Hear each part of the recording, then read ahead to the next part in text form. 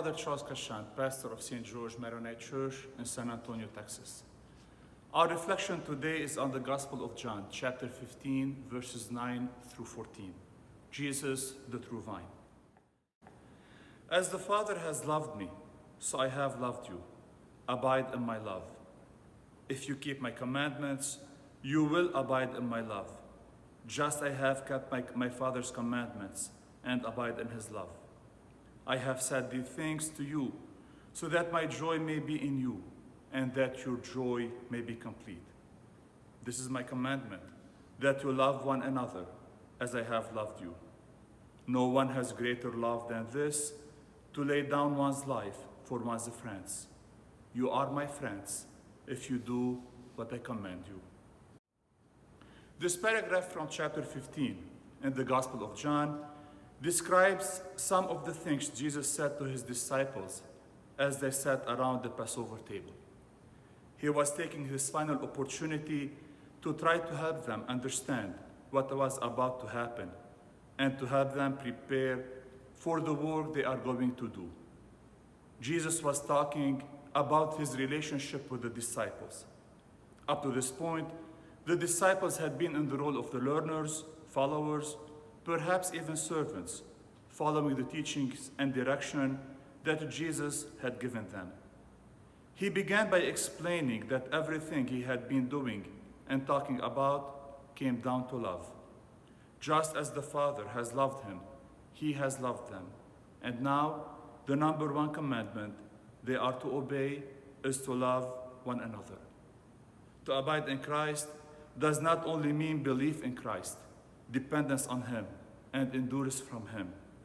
To abide in Christ is to abide in his love.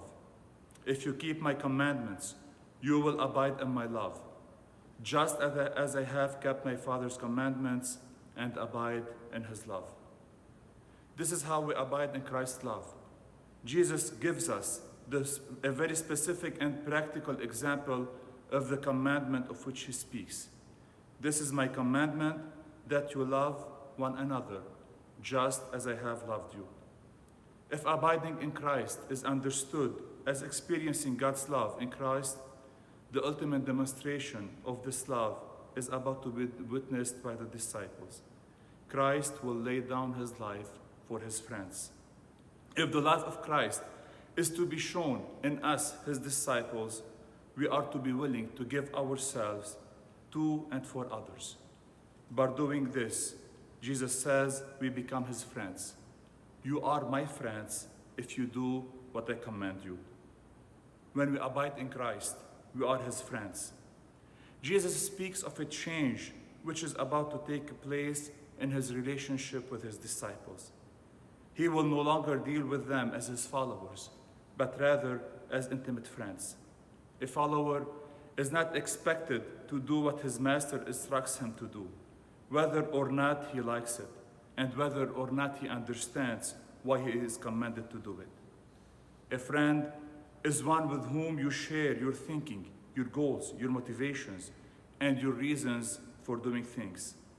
The disciples were simply not able to understand any of these things, even though Jesus communicated many of them to the disciples.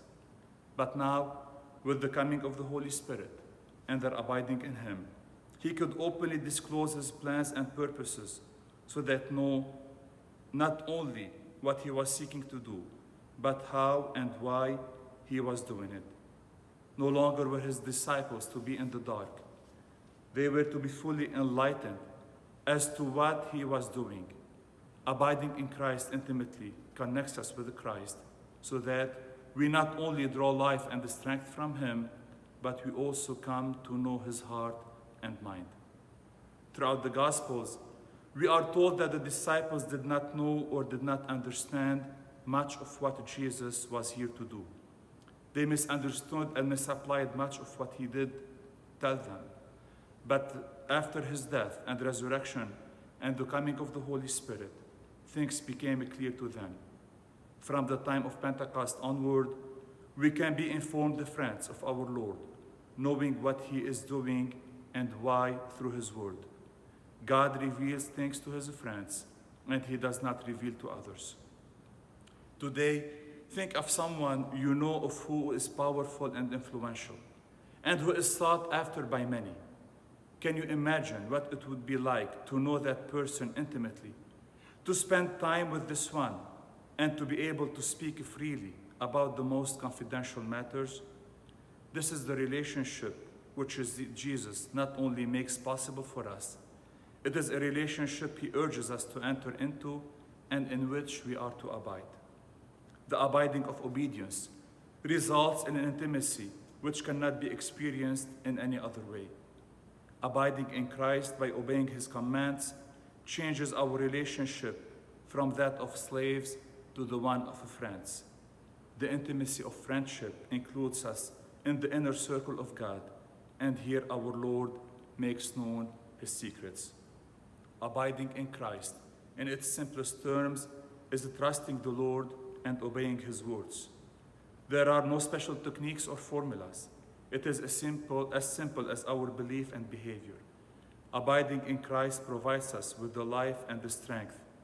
It is the only way to fruitfulness. Abiding in Christ assures us of answered prayers and intimacy with Christ. Amen.